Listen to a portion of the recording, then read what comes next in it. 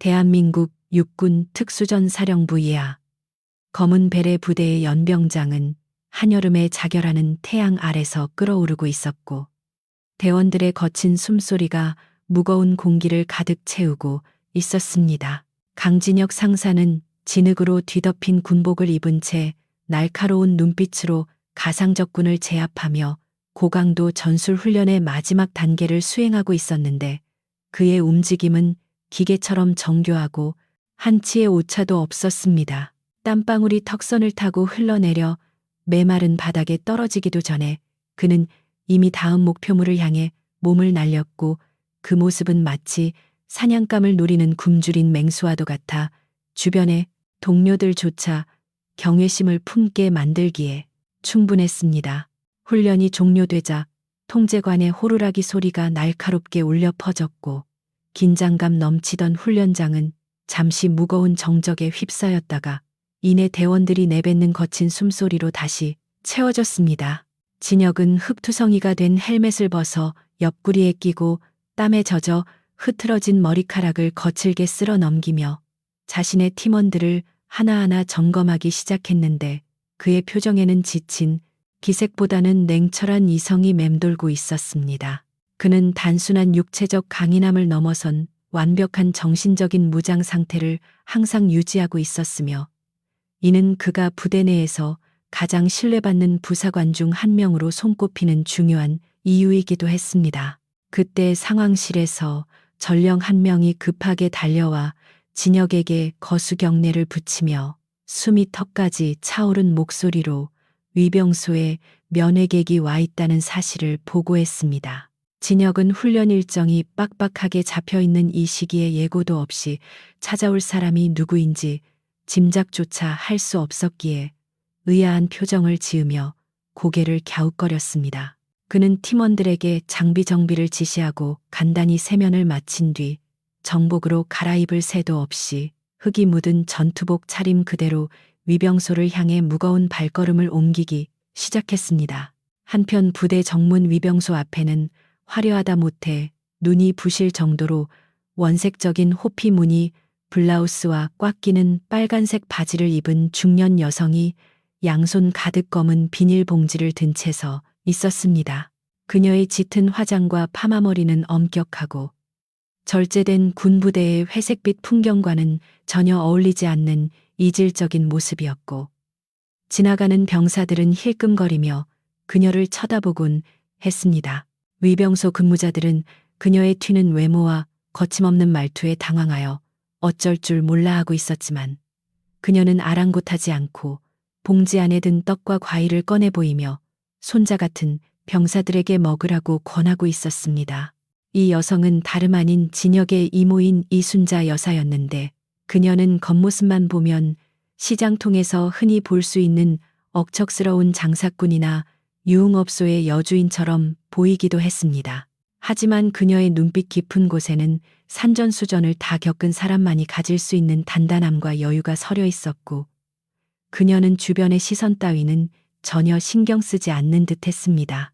그녀는 조카인 진혁이 고된 훈련으로 몸이 상하지는 않았을까 걱정되어 직접 담근 김치와 각종 보양식을 바리바리 싸들고 먼 길을 달려온 것이었습니다. 위병소의 상황은 점차 난처해지고 있었는데 규정상 민간인의 출입이 엄격히 통제되는 구역에서 이순자 여사가 막무가내로 부대 안으로 들어가겠다고 고집을 피우는 것은 아니었지만 그녀의 존재 자체가 군 기강에 어긋난다고 생각하는 시선들이 많았기 때문입니다. 근무 중이던 위병조장은 난처한 표정으로 그녀에게 면회 절차를 설명하려 애썼지만 이순자 여사는 호탕하게 웃으며 자신의 조카가 나오면 모든 것이 해결될 것이라고 큰 소리쳤습니다. 그녀의 목소리는 위병소의 정막을 깨고 쩌렁쩌렁 울려 퍼져 지나가던 간부들의 눈살을 찌푸리게 만들었습니다. 바로 그때 본청 건물에서 회의를 마치고 나오던 군수참모 최태식 중령이 위병소 앞에 소란스러운 광경을 목격하고는 불쾌하다는 듯 미간을 잔뜩 찌푸리며 다가왔습니다. 최 중령은 평소에도 권위적이고 계급을 중요시하며 병사들을 하대하기로 악명 높은 인물이었는데 그의 눈에 비친 이순자 여사의 모습은 신성한 군부대의 품격을 떨어뜨리는 잡상인 그 이상도 이하도 아니었습니다. 그는 잘 닦인 전투와 굽소리를 요란하게 내며 위병소로 다가와 근무자들에게 도대체 무슨 상황이냐며 날카롭게 쏘아붙였습니다.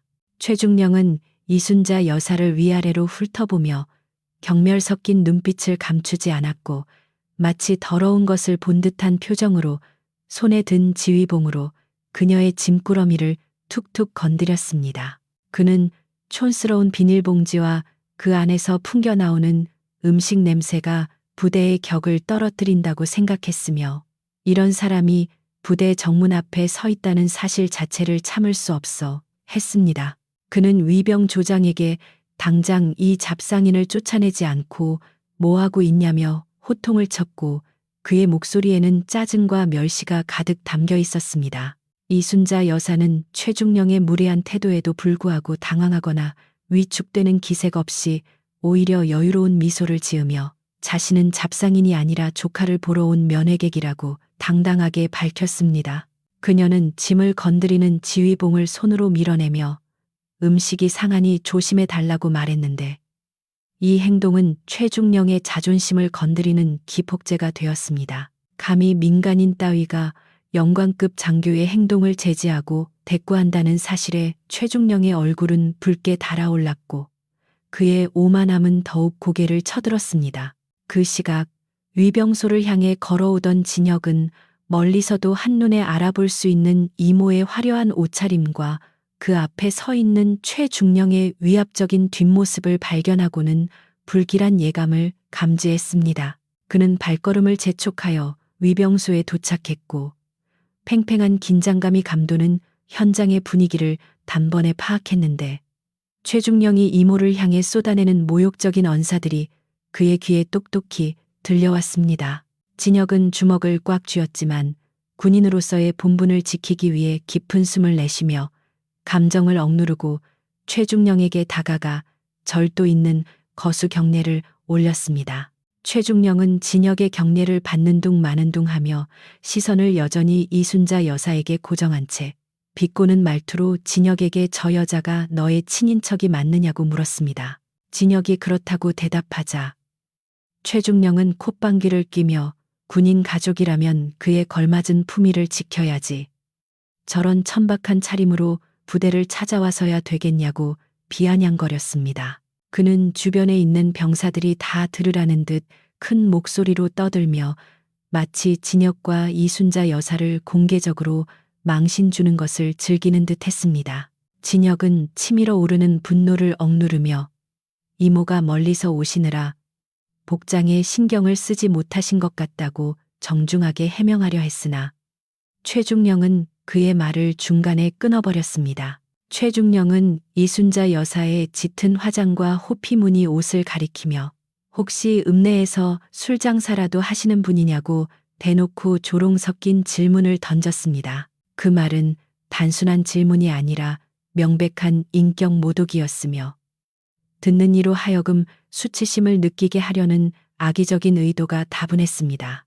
이순자 여사는 그 말을 듣고도 잠시 멍하니 있다가 이내 허탈한 웃음을 터뜨렸는데 그녀가 살면서 수많은 사람을 만나봤지만 초면인 사람에게 이렇게 무례하게 구는 경우는 처음이었기 때문입니다. 그녀는 화를 내는 대신 최중령을 똑바로 쳐다보며 사람 겉모습만 보고 함부로 판단하면 큰 코 다친다는 뼈 있는 말을 던졌습니다. 하지만 최중령은 그녀의 경고를 귓등으로도 듣지 않고 오히려 콧방귀를 뀌며 어디서 감히 훈계질이냐고 윽박질렀습니다. 주변의 위병소 근무자들과 지나가던 병사들은 숨을 죽인 채 이 상황을 지켜보고 있었는데 평소 존경받던 진혁 상사가 이런 모욕을 당하는 모습에 안타까움을 느끼면서도 최중령의 서슬퍼런 기세에 눌려 아무도 나서지 못했습니다. 진혁의 얼굴은 딱딱하게 굳어 있었고 그의 눈동자는 차갑게 가라앉아 있었지만 그 안에서는 뜨거운 분노의 불길이 일렁이고 있었습니다. 그는 자신의 가족을 모욕하는 것은 곧 자신을 모욕하는 것이나 다름없다고 생각했기에 더 이상 참을 수 없는 한계점에 다다르고 있었습니다. 최중령은 여기서 멈추지 않고 위병 조장에게 당장 이 물건들을 치우고 저 여자를 부대 밖으로 내보내라고 명령하며 자신의 권력을 과시하려 들었습니다. 그는 진혁에게 군 기강 확립 차원에서 상급 부대에 보고하여 징계를 내릴 수도 있다고 협박하며 자신의 우월한 지위를 이용하여 진혁을 찍어 누르려 했습니다.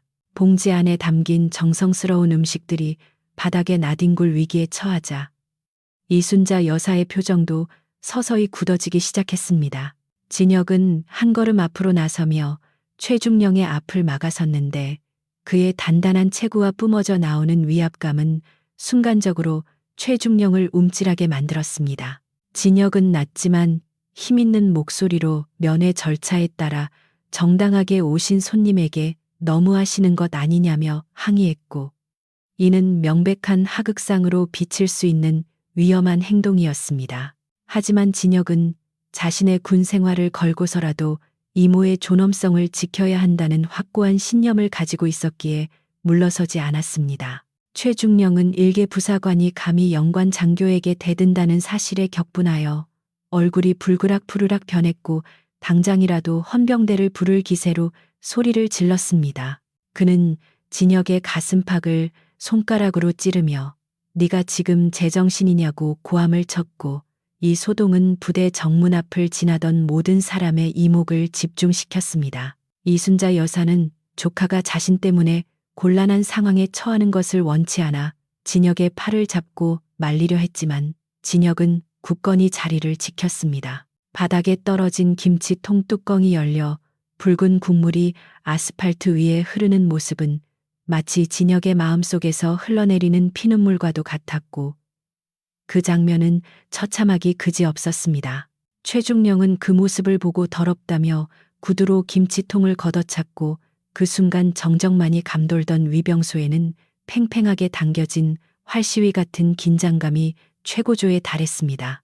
진혁의 눈빛이 매섭게 변하며 최중령을 쏘아보았고 그의 손은 무의식적으로 주먹을 꽉 쥐어 손톱이 손바닥을 파고들 정도였습니다. 이순자 여사는 바닥에 엎어진 음식을 보며 안타까워하기보다는 인간에 대한 연민과 실망이 섞인 눈빛으로 최중령을 바라보았습니다.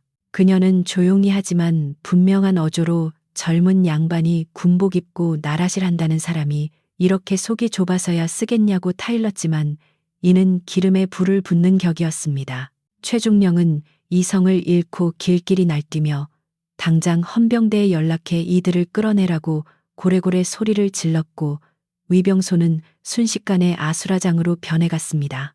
상황이 걷잡을 수 없이 악화되자 진혁은 더 이상의 대화가 무의미함을 깨닫고 차가운 이성으로 상황을 판단하기 시작했습니다. 그는 무력이 아닌 다른 방법으로 이 오만방자한 상관에게 참교육을 시켜주어야겠다고 다짐하며 주머니 속에 있는 휴대전화의 존재를 떠올렸습니다.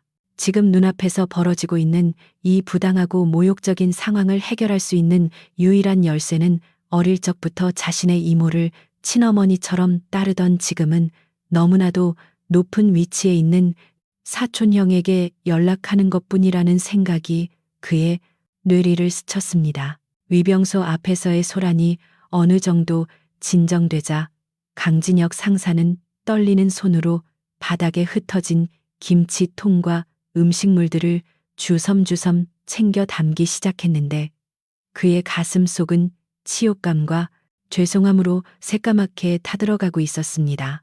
그는 흙먼지가 묻은 비닐봉지를 털어내며 이모의 얼굴을 차마 똑바로 쳐다보지 못했는데 멀리서 자신을 보기 위해 한 걸음에 달려온 혈육에게 이런 수모를 겪게 했다는 사실이 그를 견딜 수 없게 만들었습니다.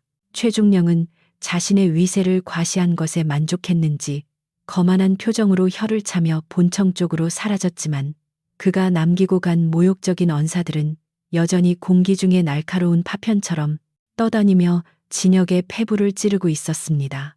이순자 여사는 묵묵히 조카의 등을 토닥이며 괜찮다고 나지막이 속삭였지만 그녀의 손끝에서도 미세한 떨림이 느껴졌고 이는 그녀 또한 적지 않은 충격을 받았음을 의미했습니다. 그녀는 애써 밝은 표정을 지으며 흙 묻은 옷자락을 털어내고는 배고플 텐데 어디 가서 밥이라도 먹자며 진혁의 팔을 이끌었는데 이는 조카가 자신 때문에 상처받지 않기를 바라는 깊은 배려에서 나온 행동이었습니다.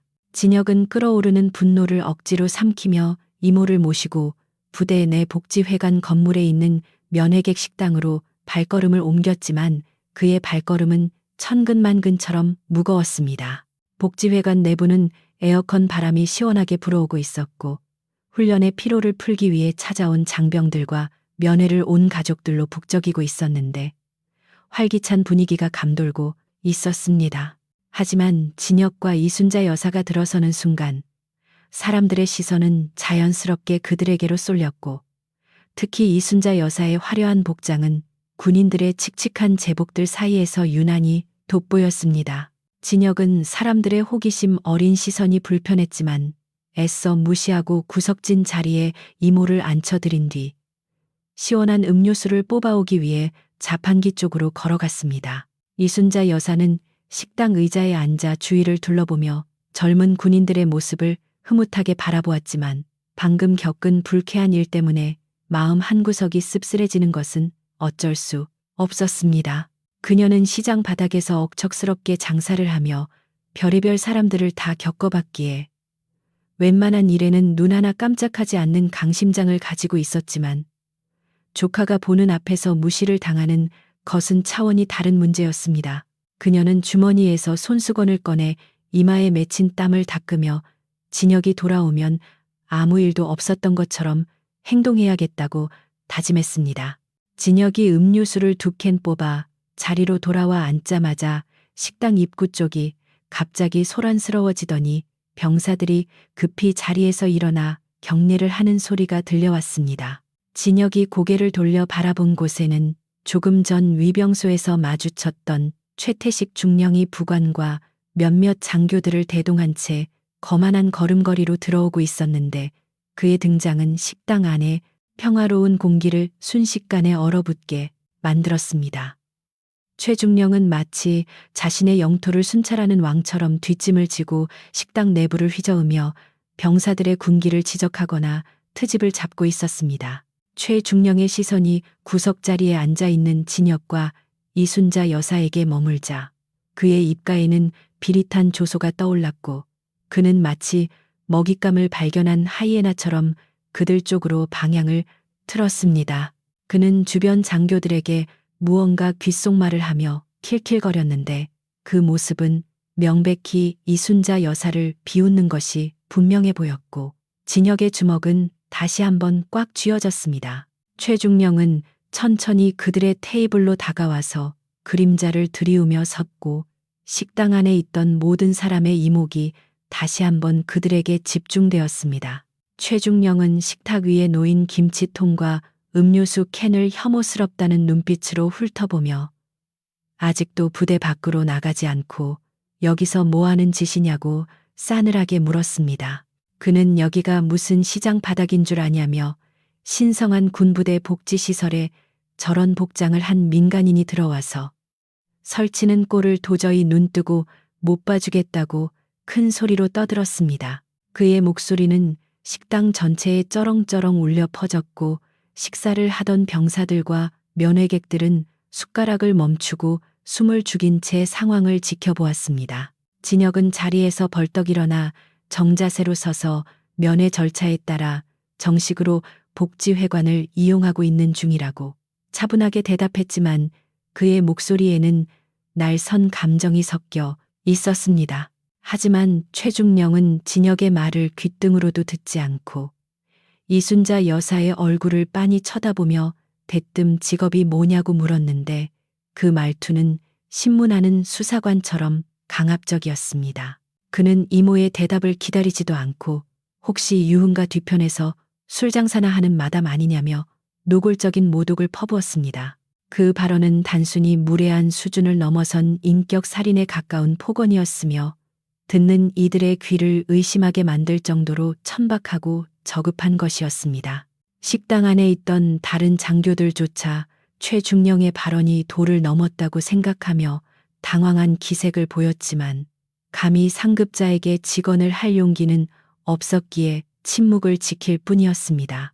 이순자 여사의 얼굴에서도 핏기가 가셨고 그녀는 떨리는 손으로 물컵을 꽉 쥐며 참을 수 없는 모욕감에 입술을 깨물었습니다.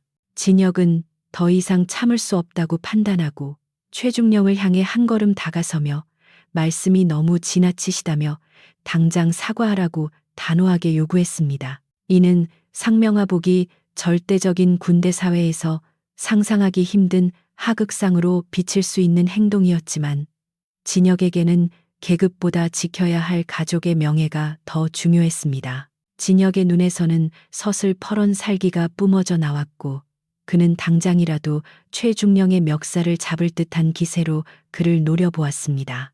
최중령은 일개 부사관이 감히 영관급 장교에게 눈을 부라리며 사과를 요구한다는 사실에 기가 막히다는 듯 헛웃음을 터뜨리며 주변을 둘러보았습니다. 그는 부관에게 저놈이 지금 나한테 뭐라고 했는지 들었냐며 과장된 몸짓으로 황당해했고 이내 표정을 싹 바꾸며 진혁의 가슴을 손가락으로 거칠게 밀쳤습니다. 그는 네가 지금 군복을 벗고 싶어서 환장했냐며 어디서 배워먹은 버르장머리냐고 고래고래 소리를 질렀습니다. 그때 침묵을 지키던 이순자 여사가 천천히 자리에서 일어나며 최중령을 향해 차분하지만 힘있는 목소리로 입을 열었습니다. 그녀는 당신 어머니가 당신을 그렇게 가르쳤냐며 남의 귀한 자식 앞에서 그렇게 함부로 말하는 건 사람의 도리가 아니라고 점잖게 꾸짖었습니다. 그녀의 목소리는 크지 않았지만 식당 안의 정적을 깨고 모든 사람의 가슴에 깊은 울림을 주었고 최중령의 표정은 순식간에 일그러졌습니다. 부모 이야기를 듣자 최중령은 이성을 완전히 상실한 듯 얼굴이 붉게 달아올랐고 식탁을 발로 걷어차며 의자를 넘어뜨리는 난동을 부리기 시작했습니다. 그는 감히 어디서 훈계질이냐며 당장 헌병대를 불러서 이 여자를 끌어내고 진혁을 영창에 쳐넣으라고 소리쳤습니다. 넘어진 의자가 바닥에 부딪히며 요란한 소리를 냈고 식당 안에 있던 사람들은 공포에 질려 뒤로 물러나거나 고개를 숙였습니다. 최중령의 난동은 그가 평소에 가지고 있던 삐뚤어진 특권 의식과 열등감이 폭발한 결과였으며 그는 자신의 권위에 도전하는 그 어떤 존재도 용납하지 못하는 소인배였습니다. 그는 자신의 행동이 얼마나 추악하고 비이성적인지 깨닫지 못한 채 오로지 상대를 짓밟아 자신의 우월함을 증명하려는 데에만 혈안이 되어 있었습니다. 진혁은 그런 최중령을 바라보며 군인으로서의 환멸감과 인간에 대한 깊은 경멸을 느꼈습니다. 식당 안의 분위기는 걷잡을 수 없이 험악해졌고 주변에 있던 몇몇 부사관들이 진혁을 말리기 위해 다가왔지만 진혁의 몸에서 뿜어져 나오는 살기에 눌려 섣불리 다가가지 못했습니다. 진혁은 이모를 자신의 등 뒤로 보호하며 최중령과 대치했고 그의 머릿속에서는 이 상황을 어떻게 해결해야 할지 수만 가지 생각이 교차하고 있었습니다. 그는 폭력을 사용하면 모든 것이 끝장이라는 것을 잘 알고 있었지만 눈앞의 작태를 보고만 있기에는 인내심의 한계가 오고 있었습니다. 최중령은 헌병대가 올 때까지 기다리지 못하고 직접 진혁의 멱살을 잡으려 손을 뻗었지만 진혁은 반사적으로 그의 손목을 쳐내며 방어했습니다. 짝 하는 소리와 함께 최중령의 손이 허공으로 튕겨나갔고 이 장면은 식당 안에 있던 모든 사람에게 충격을 안겨주었습니다. 상급자의 신체에 접촉하는 순간 그것은 돌이킬 수 없는 항명죄가 성립되는 것이었고 진혁 또한 그 사실을 모를 리 없었습니다. 최중령은 자신의 손이 천해졌다는 사실에 충격을 받은 듯 잠시 멍하니 있다가 이내 악에 바친 비명을 지르며 진혁에게 달려들 기세를 보였습니다. 그는 네가 감히 상관을 폭행했냐며 이제 너는 끝났다고 길길이 날뛰었고 주변의 장교들이 급히 달려들어 그를 말리기 시작했습니다. 난장판이 된 식당 한복판에서 진혁은 흐트러짐 없는 자세로 서 있었지만 그의 눈빛은 이미 결단을 내린 사람처럼 차갑게 식어 있었습니다. 이순자 여사는 조카가 자신 때문에 돌이킬 수 없는 강을 건너려 한다는 것을 직감하고 진혁의 팔을 붙잡으며 제발 참으라고 애원했습니다. 그녀의 눈에는 눈물이 고여 있었고 떨리는 목소리는 진혁의 가슴을 후벼 팠지만 진혁은 이모의 손을 부드럽게 감싸주며 안심시키려 노력했습니다.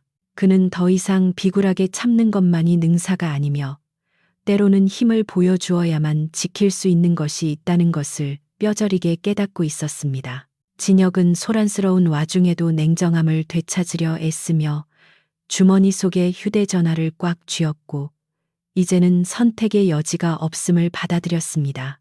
그는 최중령과 그 무리가 만들어낸 이 썩어빠진 위계질서와 오만함을 단번에 부숴버릴 거대한 힘을 불러와야만 했습니다.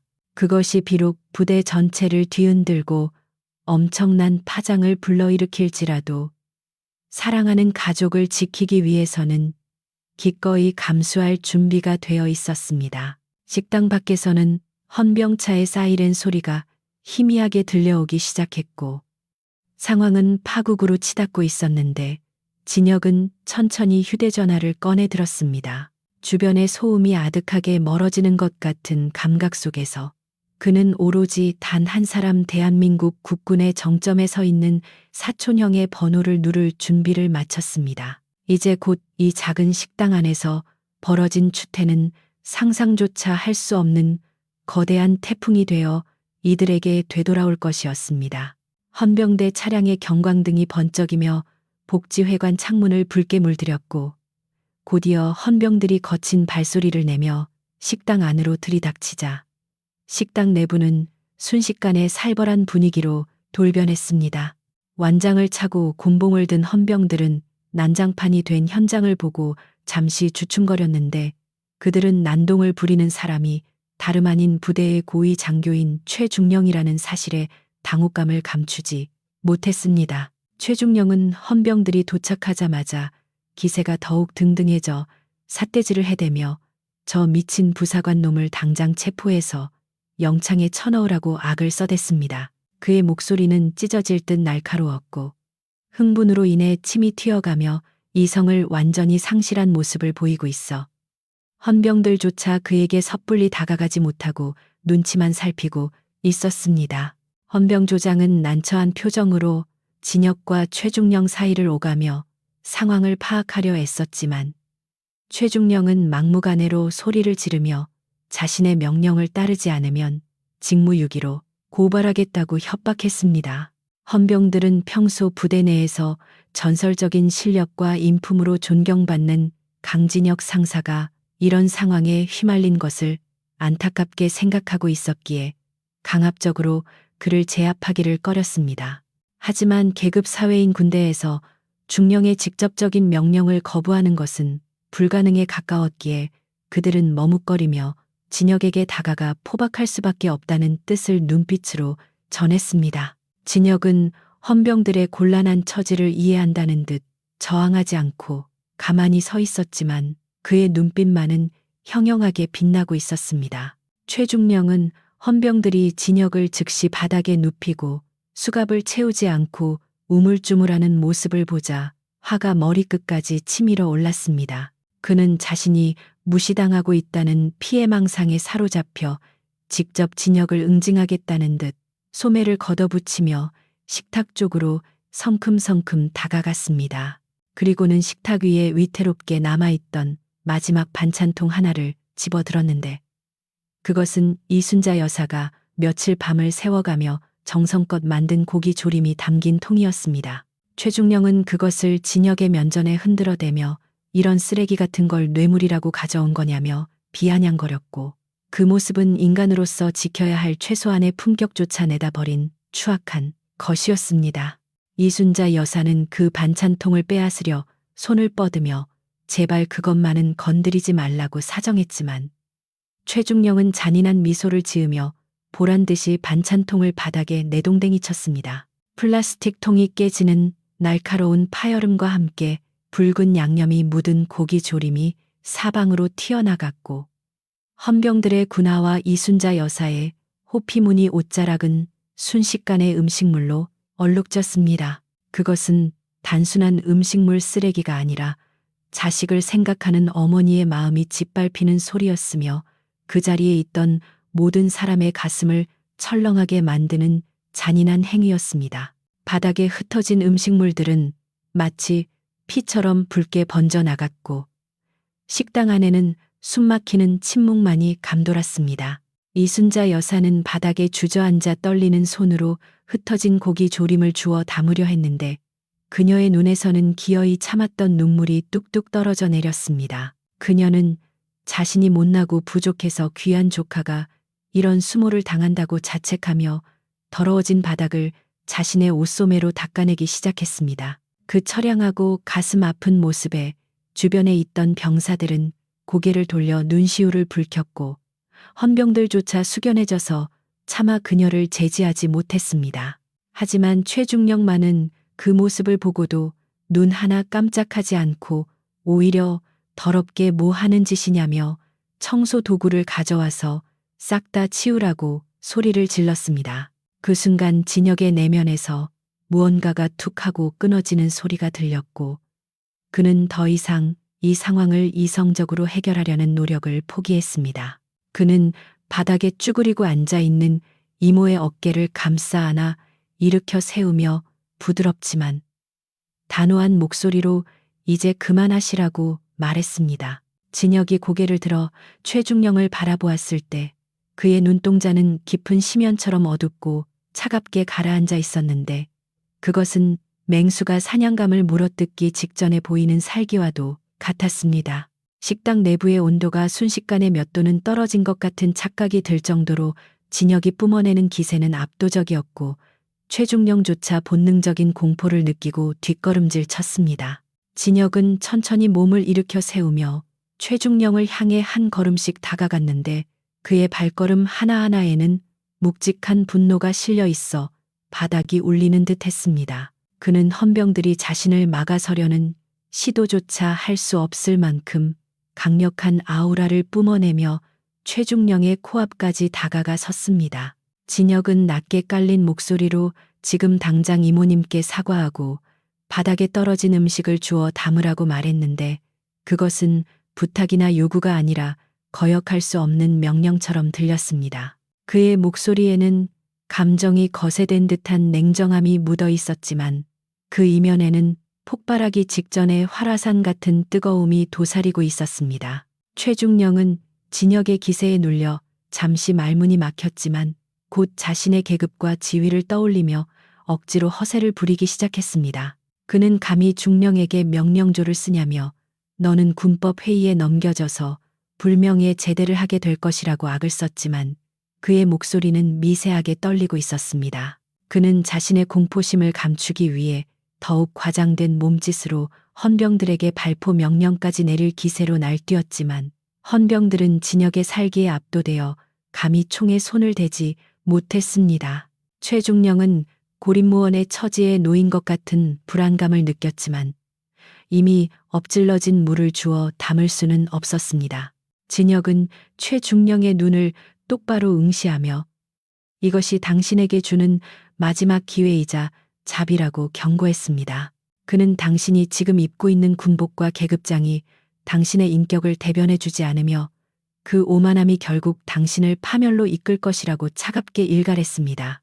진혁의 말은 구구절절 옳은 말이었지만 자존심이 하늘을 찌르는 최중령에게는 그저 건방진 부하의 반항으로밖에 들리지 않았습니다. 최중령은 얼굴을 흉하게 일그러뜨리며 어디서 설교질이냐고 침을 뱉었고 진혁의 뺨을 때리려는 듯 손을 치켜들었습니다. 진혁은 날아오는 최중령의 손을 가볍게 피하며 그의 손목을 낚아채 비틀어 제압할 수도 있었지만 이번에는 물리적인 충돌을 피하기 위해 한 걸음 뒤로 물러섰습니다. 그는 폭력으로 이 썩어 빠진 인간을 응징하는 것은 너무나 쉬운 일이지만 그것은 군인으로서의 명예를 더럽히는 일이 될 뿐만 아니라 이모가 원하는 방식도 아니라는 것을 알고 있었습니다. 대신 그는 더 잔인하고 확실한 방법으로 최중령을 파멸시키기로 결심했고 그 방법은 최중령이 그토록 숭배하는 권력의 정점을 이용하여 그를 짓밟아주는 것이었습니다. 진혁의 입가에는 싸늘한 비소마저 감돌기 시작했습니다. 최중령은 진혁이 뒤로 물러나자 자신이 이겼다고 착각하고 킬킬거리며 비열한 웃음을 터뜨렸습니다.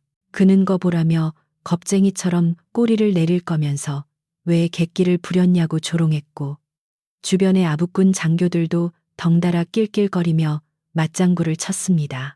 그들은 진혁이 헌병대와 군법이 무서워서 물러난 것이라고 생각했지만 그것은 거대한 쓰나미가 몰려오기 전에 물러남이라는 사실을 꿈에도 알지 못했습니다. 최중령은 이순자 여사를 가리키며 저런 천박한 여자를 이모라고 둔 네 인생도 참 불쌍하다며 끝까지 모욕을 멈추지 않았습니다. 진혁은 이모를 향해 쏟아지는 모욕적인 언사들을 묵묵히 들으며 가슴속 깊은 곳에 그 말들을 하나하나 새겨 넣었습니다. 나중에 최중령이 뼈저리게 후회하며 무릎을 꿇고 빌 때 그가 뱉은 말들이 얼마나 큰 죄악이었는지 낱낱이 상기시켜주기 위함이었습니다. 진혁은 주머니에서 휴대전화를 꺼내 들었고 그 동작은 너무나 자연스럽고 침착해서 주변 사람들은 그가 무엇을 하려는지 즉각 알아차리지 못했습니다. 최중령은 휴대전화를 꺼내는 진혁을 보고 어디 기자한테라도 찌르려고 그러냐며 비웃었지만 진혁은 대꾸하지 않았습니다. 이순자 여사는 조카가 전화를 하려는 것을 보고 본능적으로 그 상대가 누구인지 짐작하고 화들짝 놀라며 진혁의 팔을 잡았습니다. 그녀는 일이 너무 커지는 것을 원하지 않았고 자신의 오빠나 조카가 난처한 입장에 처하는 것을 걱정했기에 고개를 가로저으며 말리려 했습니다. 하지만 진혁은 이모의 손을 따뜻하게 잡으며 이제는 참을 만큼 참았고 더 이상 참는 것은 미덕이 아니라 방관이라고 부드럽게 설득했습니다. 그의 눈빛은 확고했고 이순자 여사는 조카의 고집을 꺾을 수 없다는 것을 깨닫고 한숨을 내쉬며 손을 놓았습니다. 진혁은 휴대전화 화면을 켜고 단축번호를 누르기 전 최중령에게 마지막으로 물었습니다. 당신이 지금 한 행동과 말들에 대해 책임을 질 준비가 되었는지, 그리고 그 결과가 당신의 상상을 초월할지라도 감당할 수 있는지 물었습니다. 최중령은 기가 차다는 듯 코웃음을 치며 내가 책임 못 질 일이 뭐가 있냐며 당장 전화질이나 하라고 윽박질렀습니다. 그는 자신이 육사 출신의 든든한 라인을 가지고 있다고 믿고 있었기에 일개 부사관 따위가 부를 수 있는 사람이라고 해봤자 기껏해야 민원실이나 언론사 정도일 것이라고 얕잡아 보고 있었습니다. 진혁은 고개를 끄덕이며 더 이상의 대화는 무의미하다는 결론을 내렸고 단축번호 1번을 길게 눌렀습니다. 통화 연결음이 가는 동안 식당 안에는 기묘한 긴장감이 흘렀고 헌병들과 구경꾼들은 진혁의 행동이 무엇을 의미하는지 숨을 죽이고 지켜보았습니다. 최중령은 팔짱을 끼고 거만한 자세로 서서 어디 한번 해보라는 듯 턱을 치켜들고 있었지만 그의 눈동자 한 구석에는 알 수 없는 불안감이 싹트기 시작했습니다. 진혁의 태도가 허세라고 하기에는 너무나 침착하고 확신에 차 있었기 때문입니다. 전화가 연결되자 진혁은 깍듯하고 정중한 태도로 자세를 고쳐 잡았지만 그의 목소리는 식당 안의 모든 사람이 들을 수 있을 만큼 명료했습니다. 형님, 저 진혁입니다. 바쁘신 와중에 죄송하지만 지금 이모님께서 부대에 오셨는데 상황이 좋지 않습니다. 라는 그의 첫마디는 평범해 보였지만 그 안에 담긴 무게감은 남달랐습니다. 진혁은 감정을 절제하며 현재 벌어지고 있는 상황을 가감없이 전달했고 수화기 너머의 침묵은 폭풍 전야처럼 무거웠습니다. 최중령은 형님이라는 호칭을 듣고 콧방귀를 뀌며 동네 깡패 형님이라도 부르는 거냐고 비아냥거렸지만 진혁은 그를 철저히 무시하고 통화를 이어갔습니다. 진혁은 이모님이 가져오신 음식이 바닥에 뒹굴고 있고 인격적인 모독을 당하고 계신다는 사실을 보고하며 수화기 너머 상대방의 반응을 기다렸습니다. 잠시 후 수화기 너머에서 들려오는 목소리는 비록 들리지 않았지만 진혁의 표정이 미세하게 펴지는 것을 통해 상대방이 격노했음을 짐작할 수 있었습니다. 진혁은 알겠습니다. 좋지, 기다리겠습니다. 라는 짧은 대답을 끝으로 전화를 끊었고 휴대전화를 주머니에 넣으며 최중령을 바라보았습니다. 그의 눈빛에는 이제 분노 대신 연민과 조소만이 남아 있었고 그것은 곧 닥쳐올 파멸을 모른 채 날뛰는 어리석은 자를 바라보는 시선이었습니다. 최중령은 진혁의 그런 눈빛이 마음에 들지 않아 뭐라고 소리를 지르려 했지만 진혁이 먼저 입을 열어 당신의 군 생활은 오늘로 끝이라고 사형 선고를 내리듯 말했습니다.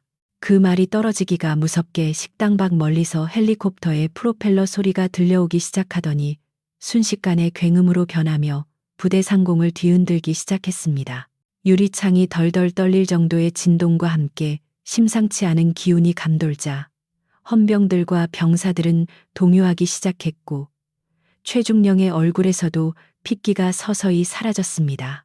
그것은 일반적인 훈련 상황이나 순찰이 아닌 무언가 거대하고 압도적인 존재가 강림하고 있음을 알리는 신호탄과도 같았으며 이 작은 소동은 이제 국가적인 차원의 사건으로 비화하려 하고 있었습니다. 대한민국 국군의 심장부인 용산합동참모본부 청사 최상층에 위치한 의장 집무실에는 무거운 침묵과 함께 팽팽한 긴장감이 감돌고 있었는데 이곳에서는 육해공군 수뇌부가 모여 차기 국방 전략에 대한 비공개 회의를 진행하고 있었습니다. 대한민국 서열 1위의 무력을 지휘하는 이강훈 합참의장은 거대한 작전지도 앞에 서서 날카로운 눈빛으로 전방 부대의 배치 상황을 점검하고 있었고 그의 주변에는 별들의 개수만 합쳐도 수십 개가 넘는 장성들이 숨을 죽인 채 그의 입만 바라보고 있었습니다. 이강훈 대장은 현역 시절 전장의 저승사자라고 불릴 만큼 냉철하고 무자비한 지휘관으로 명성을 떨쳤던 인물로 그의 불호령이 떨어지면 산천초목도 떤다는 말이 있을 정도로 강한 카리스마의 소유자였습니다. 회의가 한창 열기를 띄어가던 중 테이블 위에 놓여있던 이강훈 의장의 개인 휴대전화가 진동하기 시작했는데 이 전화번호는 오직 직계 가족과 극소수의 최측근만이 알고 있는 한 라인이었기에 회의실의 공기는 순식간에 굳어버렸습니다. 엄격하기로 소문난 의장이 회의 중에 개인 전화를 켜두었다는 사실 자체도 이례적이었지만 진동 소리가 끊이지 않고 계속 울린다는 것은 무언가 긴급한 일이 발생했음을 암시하는 것이었습니다. 이강훈 의장은 미간을 찌푸리며 휴대전화 화면을 확인했고 발신자가 자신이 아끼는 사촌 동생 강진혁이라는 것을 확인하자마자 손을 들어 회의를 잠시 중단시켰습니다. 그는 평소 공과 사를 철저히 구분하는 성격이었지만 진혁이 근무 시간 중에 전화를 걸어올 위인이 아니라는 것을 누구보다 잘 알고 있었기에 불길한 예감을 떨칠 수 없어 급히 통화 버튼을 눌렀습니다. 수화기 너머로 들려오는 진혁의 목소리는 차분했지만 그 안에 억눌린 분노와 절박함이 고스란히 담겨 있었고 이강훈 의장의 표정은 통화가 진행될수록 점점 험악하게 일그러지기 시작했습니다. 이모님이 부대 위병소에서 잡상인 취급을 받으며 모욕을 당하고 계신다는 보고를 듣는 순간 이강훈 의장의 손에 쥐어진 휴대전화는 부서질 듯이 삐걱거리는 소리를 내었습니다. 이순자 여사는 일찍 부모를 여태 이강훈 의장에게 있어 어머니나 다름없는 존재였으며 그가 군인의 길을 걷는 동안 묵묵히 뒷바라지를 하며 헌신해온 정신적 지주였습니다. 그런 분이 자신의 부하들이 지키고 있는 부대에서 그것도 고작 반찬 몇 가지를 싸들고 면회를 갔다는 이유만으로 멸시와 조롱을 당했다는 사실은 이강훈 의장의 영린을 건드리는 격이었습니다. 그는 끓어오르는 분노를 주체하지 못하고 책상을 주먹으로 강하게 내리쳤는데 쾅하는 굉음과 함께 묵직한 원목 테이블에 금이 갈 정도였고 회의실에 있던 모든 장성들이 기겁하며 자리에서 일어났습니다. 이강훈 의장은 전화기를 귀에서 떼지 않은 채 낮게 으르렁거리는 목소리로 진혁에게 지금 당장 그 자리에 꼼짝 말고 있으라고 지시하며 자신이 직접 내려가서 확인하겠다고 통보했습니다. 그는 전화를 끊자마자 비서실장을 호출하여 당장 헬기를 대기시키라고 고함을 쳤고 그의 눈에서는 붉은 화염이 뿜어져 나오는 듯한 살기가 느껴졌습니다. 비서실장은 의장의 살벌한 기세에 눌려 영문도 모른 채 급히 상황실로 뛰어갔고, 회의실에 남아있던 장군들은 도대체 무슨 일이 벌어진 것인지 서로의 얼굴만 쳐다보며 안절부절 못했습니다. 이강훈 의장은 떨리는 손으로 정모를 눌렀으며 굳게 담은 입술 사이로 감히 내 어머니를 건드려라는 말을 나지막이 내뱉었는데, 그 목소리는 지옥에서 들려오는 저주처럼 섬뜩했습니다. 그는 즉시 작전 참모에게 해당 부대의 관할 군단장과 사단장을 당장 호출하라고 명령했고, 10분 내로 현장에 집결하지 않으면 옷을 벗길 각오를 하라는 초강수를 두었습니다. 합참의장의 이러한 경로는 창군 이래 전례가 없는 일이었으며, 이 소식은 순식간에 군통신망을 타고 전군으로 퍼져나가기 시작했습니다. 한편 해당 지역을 관할하고 있던 삼성 장군인 군단장은 관사에서 여유롭게 난을 닦으며 휴식을 취하고 있다가 비상 연락을 받고 혼비백산하여 군화를 신을 새도 없이 밖으로 뛰쳐나왔습니다. 합참의장이 예고도 없이 자신의 관할 구역으로, 그것도 헬기를 타고 급습한다는 소식은 마른 하늘의 날벼락과도 같은 충격적인 뉴스였습니다. 그는 부관에게 도대체 무슨 사고가 터진 거냐고 다급하게 물었지만, 부관 역시 영문을 몰라 얼굴이 하얗게 질린 채 헬기장으로 차를 대기시키느라 정신이 없었습니다. 같은 시각 인근 부대에서 순시 중이던 이성 장군인 사단장 역시 합참 상황실로부터 날아온 긴급 암호 전문을 받고 사색이 되어 자리에서 벌떡 일어났습니다.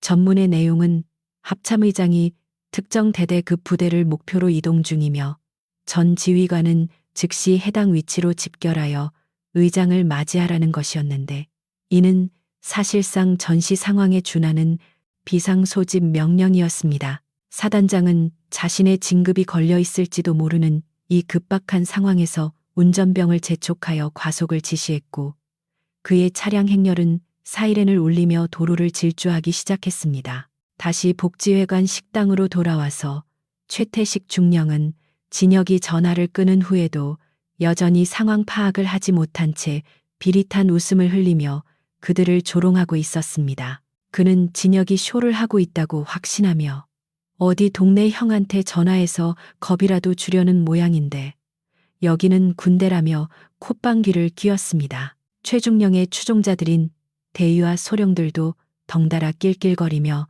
진혁과 이순자 여사를 둘러싸고 위협적인 분위기를 조성하고 있었는데, 그들은 자신들에게 닥쳐올 재앙을 전혀 감지하지 못하고 있었습니다. 진혁은 시계를 확인하며 묵묵히 카운트다운을 세고 있었는데, 그의 계산대로라면 합참의 헬기가 도착하기까지 그리 오랜 시간이 걸리지 않을 것이라는 것을 알고 있었습니다. 그는 불안에 떨고 있는 이모의 손을 꼭 잡아주며 걱정하지 마시라고, 이제 곧 모든 것이 바로잡힐 것이라고 안심시켰습니다.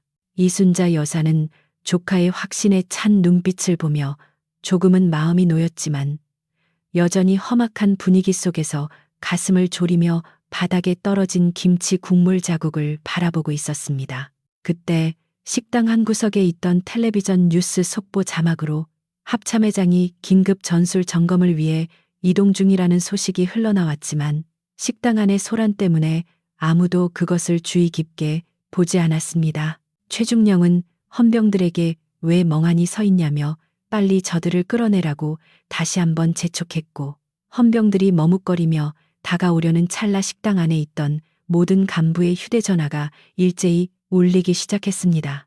그것은 마치 약속이라도 한 듯 동시에 터져나온 기계음들의 불협화음이었고 소름 끼치는 전조현상이었습니다. 가장 먼저 전화를 받은 것은 식당 구석에서 밥을 먹고 있던 연대장의 당번병이었는데, 그는 전화를 받자마자 얼굴이 사색이 되어 숟가락을 떨어뜨렸습니다. 뒤이어 연대 작전장교, 정보장교들의 전화벨이 미친 듯이 울려댔고, 그들은 전화를 받을 때마다 로봇처럼 차렷 자세를 취하며 네 알겠습니다, 즉시 시정하겠습니다를 연발했습니다. 식당 안의 공기는 순식간에 혼란과 공포로 뒤바뀌었고 밥을 먹던 병사들은 직감적으로 큰일이 터졌음을 감지하고 눈치를 살피기 시작했습니다. 최중령은 주변 분위기가 심상치 않게 돌아가는 것을 느끼고 의아한 표정으로 주위를 둘러보았는데 그때 자신의 주머니 속에 있던 휴대전화도 요란하게 진동하기 시작했습니다. 발신자 번호는 다름 아닌 사단장 직통 번호였고 평소 사단장의 전화를 기다리던 그였지만 지금 이 순간만큼은 등줄기에 식은땀이 흐르는 것을 느꼈습니다. 그는 헛기침을 하며 목소리를 가다듬고 전화를 받았지만 수화기 너머에서 들려오는 것은 사단장의 벼락 같은 고함과 육두문자였습니다. 사단장은 숨이 넘어갈 듯한 목소리로야 이 미친 새끼야. 너 지금 거기서 무슨 짓을 벌인 거야? 라며 당장 그 자리에 무릎 꿇고 대기하라고 악을 썼습니다. 최중령은 영문을 몰라 네, 무슨 말씀이십니까?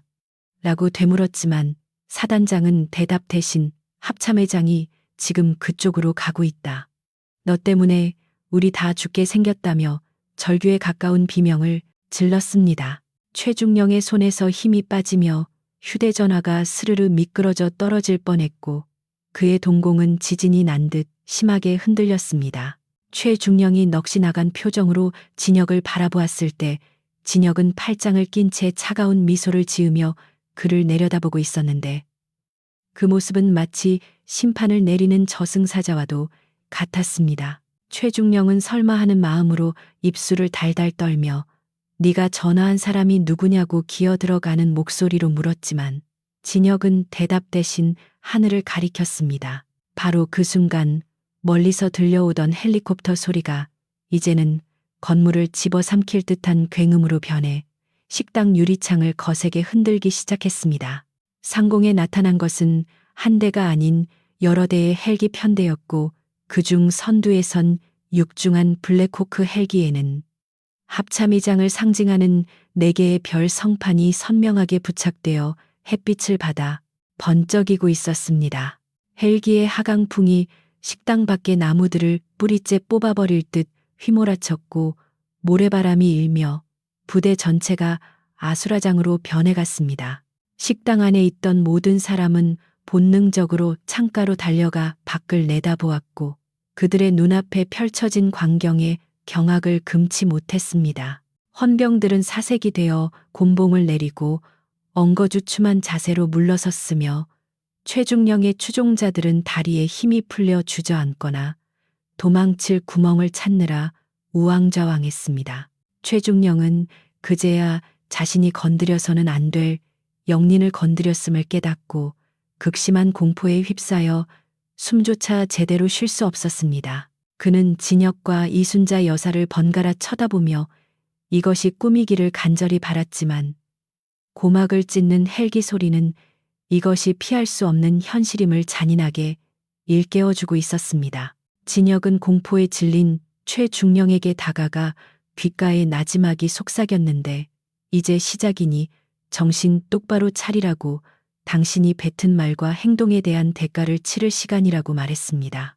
이순자 여사는 밖에서 벌어지는 엄청난 소동에 놀라 눈이 휘둥그레졌지만 진혁의 든든한 어깨를 보며 이것이 조카가 말한 해결 방식임을 짐작했습니다. 그녀는 마음 한구석에서 밀려오는 통쾌함과 동시에 일이 너무 커진 것에 대한 걱정이 교차하는 복잡한 심경으로 헬기가 착륙하는 연병장을 바라보았습니다. 연병장에는 이미 흙먼지 폭풍이 일고 있었고 무장한 경호 병력들이 헬기에서 뛰어내려 착륙 지점을 확보하는 모습이 마치 전쟁 영화의 한 장면처럼 펼쳐졌습니다. 부대 내의 모든 스피커에서는 전 장병은 즉시 정위치하라는 긴급 방송이 울려 퍼졌고 부대장은 속옷 바람으로 관사에서 뛰쳐나와 헬기장으로 질주하고 있었습니다. 최중령은 바닥에 주저앉아 덜덜 떨며 자신의 군 생활이 끝장났음을 그리고 그보다 더 끔찍한 지옥이 기다리고 있음을 직감하며 절망의 나락으로 떨어지고 있었습니다. 검은색 도장을 한 육중한 헬리콥터가 연병장의 지면을 강타할 듯한 기세로 내려앉자 강력한 하강풍이 흙먼지를 거대한 태풍처럼 일으키며 부대 전체를 집어삼켰습니다. 헬기 측면에 선명하게 새겨진 네 개의 별이 햇빛을 받아 번쩍이는 순간, 그것을 목격한 장병들은 자신의 눈을 의심하며 그 자리에 얼어붙을 수밖에 없었습니다. 대한민국 국군 서열 1위인 합동참모의장의 상징인 성판이 돌아가는 것을 보는 것은 평생 군 생활을 해도 한 번 겪을까 말까 한 엄청난 사건이었기 때문입니다. 프로펠러가 일으키는 굉음은 마치 천둥 소리처럼 고막을 때렸고, 부대 내의 모든 유리창이 위태롭게 흔들리며 깨질 듯 비명을 질러댔습니다. 연병장 주변에 있던 병사들은 모자가 날아가지 않게 손으로 꾹 눌러쓰고 몸을 잔뜩 움츠린 채 공포에 질린 눈으로 착륙하는 헬기를 바라보았습니다. 평소 하늘처럼 높게만 느껴지던 연대장이나 대대장급 지휘관들이 채통도 잊은 채 헬기장을 향해 전력 질주하는 모습은 가히 충격적이었습니다. 그들은 복장이 흐트러진 것도 신경 쓰지 못하고 얼굴이 하얗게 질린 채 헐떡거리고 있었는데, 마치 저승사자가 자신을 데리러 온 것을 본 사람처럼 두려움에 떨고 있었습니다. 부대의 정적을 깨고 갑작스럽게 닥친 이 재난 같은 상황은 모든 이들의 이성을 마비시키기에 충분했습니다. 헬기가 착륙하기도 전에 부대의 정문 쪽에서는 또 다른 소란이 일어났는데, 요란한 사이렌 소리와 함께 검은색 세단들이 줄지어 들이닥쳤기 때문입니다. 인근 지역을 관할하던 사단장이 탑승한 차량 행렬이 위병소를 그대로 통과하여 연병장으로 미친 듯이 질주에 들어왔습니다. 평소라면 엄격한 출입 통제 절차를 거쳤을 위병소 근무자들도 사색이 되어 차단기를 올려주기에 바빴고, 그 누구도 감히 차량을 막아설 엄두를 내지 못했습니다. 사단장의 차량이 급정거하며 타이어 타는 냄새를 풍기자마자 뒷좌석 문이 벌컥 열리며 투스타인 사단장이 튀어나왔습니다. 사단장은 정모가 비뚤어진 것도 모른 채 헬기장을 향해 달리기 시작했는데, 그의 뒤를 따라 참모들이 헐레벌떡 뛰어가는 모습은 흡사 코미디 영화의 한 장면과도 같았습니다. 하지만 그들의 표정은 웃음기는커녕 당장이라도 목이 날아갈 수 있다는 절박함으로 가득 차 있어 보는 이로 하여금 숨을 죽이게 만들었습니다. 사단장은 자신이 관할하는 부대의 합참의장이 예고도 없이 들이닥쳤다는 사실에 극심한 공포를 느꼈고, 도대체 무슨 사고가 터진 것인지 파악조차 되지 않아 미칠 지경이었습니다. 그는 마음속으로 제발 큰일이 아니기를 간절히 빌며 다리가 꼬일 정도로 급하게 발을 놀렸습니다. 잠시 후 더 놀라운 광경이 펼쳐졌는데, 사단장의 도착이 무색하게 하늘에서 또 다른 헬기 한 대가 접근해 오고 있었기 때문입니다. 그것은 사단장의 상급자인 군단장이 탑승한 지휘 헬기였고, 합참의장의 방문 소식을 듣자마자 훈련 시차를 중단하고 최단 거리로 날아온 것이었습니다. 좁은 연병장에 두 대의 헬기가 엉키고 수십 대의 차량이 뒤섞이며 부대는 그야말로 아비규환의 도가니로 변해버렸습니다. 군단장은 헬기가 완전히 착륙하기도 전에 문을 열고 뛰어내릴 기세였고, 그의 얼굴은 붉게 상기되어 터질 듯했습니다. 복지회관 식당 안에서 이 모든 광경을 창문 너머로 지켜보던 최태식 중령은 다리에 힘이 풀려 그 자리에 주저앉고 말았습니다. 그는 자신이 저지른 일이 단순히 부대 내부의 문제가 아니라 전군을 뒤흔드는 태풍의 눈이 되었다는 사실을 깨닫고 정신이 혼미해지는 것을 느꼈습니다. 밖에서 별들이 번쩍거리는 장군들이 뛰어다니는 모습을 보며 그는 자신의 어깨에 달린 무궁화 두 개가 얼마나 보잘것없는 것인지 뼈저리게 실감했습니다. 그의 입술은 바짝 타들어가고 심장은 터질 듯 요동쳤지만 도망칠 곳은 어디에도 없었습니다. 진혁은 창밖에 솟아내는 관심 없다는 듯 태연하게 휴지로 이모의 옷에 묻은 음식물을 닦아내며 그녀를 진정시키고 있었습니다. 이순자 여사는 밖에서 들려오는 굉음과 사람들의 비명에 가까운 고함에 놀라 진혁의 팔을 꼭 붙잡고 있었지만, 진혁의 침착한 태도에 조금씩 안정을 되찾았습니다. 진혁은 이모에게 아무 일도 없을 것이라며 부드럽게 미소 지었지만 그의 눈빛은 밖을 향해 매섭게 빛나고 있었습니다. 그는 이제 곧 들이닥칠 정의의 심판을 기다리며 마지막까지 흐트러짐 없는 모습을 유지하려 애썼습니다. 드디어 합참의장이 탑승한 헬기의 로터가 멈추고 흙먼지가 가라앉자 육중한 기체의 문이 천천히 열리기 시작했습니다. 연병장에 모인 수십 명의 지휘관과 참모들은 침을 꼴깍 삼키며 문 쪽을 향해 부동자세로 정렬했는데 그들의 등 뒤로는 식은땀이 비 오듯 흘러내리고 있었습니다.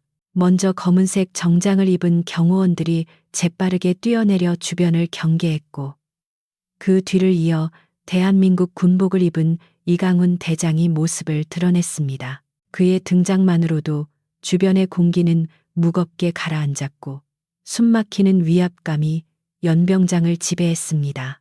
이강훈 의장은 선글라스를 끼고 굳게 다문 입술로 연병장을 한번 훑어보았는데 그 서늘한 시선이 닿는 곳마다 지휘관들은 움찔하며 고개를 숙였습니다. 그는 마중 나온 군단장과 사단장의 격려를 받는 둥 마는 둥 무시하고는 대기하고 있던 관용차에 탑승하지 않고 곧장 복지회관 쪽으로 성큼성큼 걸어가기 시작했습니다. 의장의 돌발 행동에 당황한 장군들은 서로 눈치를 보며 그의 뒤를 쫓아 우르르 몰려가기 시작했는데 그 모습은 마치 어미닭을 쫓는 병아리 떼처럼 우스꽝스러웠습니다. 군단장은 헐레벌떡 의장의 옆으로 다가가 조심스럽게 방문 목적을 물으려 했지만 이강훈 의장은 손을 들어 제지하며 차가운 목소리로 입을 다물라고 명령했습니다. 의장의 분노가 머리끝까지 차오른 것을 감지한 군단장은 입을 꾹 다물고 식은땀만 흘리며 그의 보폭을 맞추느라 진땀을 뺐습니다. 의장의 시선은 오직 복지회관 건물에 고정되어 있었고 그곳에서 자신의 어머니와 같은 존재가 당했을 수모를 생각하면 피가 거꾸로 솟는 것 같았습니다. 그의 발걸음 하나하나에는 묵직한 살기가 실려 있어 아스팔트 바닥이 갈라질 듯 했습니다. 복지회관 앞에 도착한 이강훈 의장은 입구를 지키고 있던 헌병들이 경례를 붙일 새도 없이 문을 박차고 안으로 들어섰습니다. 뒤따라오던 수십 명의 별들과 영관급 장교들도 좁은 문을 통과하느라 서로 밀치고 부딪히며 아수라장을 연출했습니다. 평소 위엄과 체면을 중시하던 장군들이 의장의 눈에 들기 위해 혹은 불똥이 튀는 것을 피하기 위해 몸싸움까지 벌이는 모습은 권력 앞에서의 인간 군상을 적나라하게 보여주었습니다. 식당 안으로 들어선 의장의 눈에 가장 먼저 들어온 것은 난장판이 된 바닥과 붉은 김치 국물이었습니다. 식당 내부는 폭격을 맞은 듯 어수선했고 엎어진 테이블과 흩어진 음식물 사이로 헌병들이 어쩔 줄 몰라 하며 서 있었습니다. 이강훈 의장은 천천히 고개를 돌려 구석 자리에 앉아 있는 이순자 여사와 그 옆에 서 있는 강진혁 상사를 발견했습니다. 초라한 행색의 이순자 여사가 겁에 질린 표정으로 자신을 바라보는 것을 본 순간 이강훈 의장의 가슴은 무너져 내리는 듯한 통증을 느꼈습니다. 그는 선글라스를 벗어 주머니에 넣으며 붉게 충혈된 눈으로 이순자 여사에게 다가갔습니다. 최태식 중령은 합참의장의 얼굴을 확인하자마자 심장이 멈추는 듯한 충격을 받고 그 자리에서 석고상처럼 굳어버렸습니다. 그는 설마 했던 일이 현실로 벌어진 것에 대해 뇌가 정지하는 느낌을 받았고 자신의 눈앞에 있는 사람이 진짜 합참의장이라는 사실을 믿을 수 없었습니다.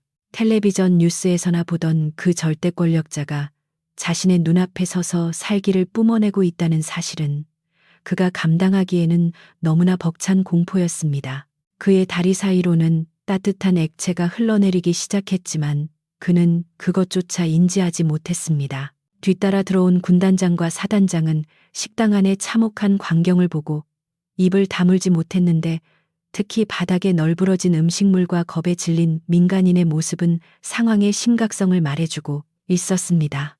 그들은 본능적으로 이 사태의 원흉이 누구인지 찾기 시작했고 곧 구석에서 사시나무 떨듯 떨고 있는 최태식 중령을 발견했습니다. 사단장의 눈에서 불꽃이 튀었고 당장이라도 달려가 최 중령을 패죽이고 싶은 심정이었지만 의장이 앞에 있어 꼼짝도 할 수 없었습니다.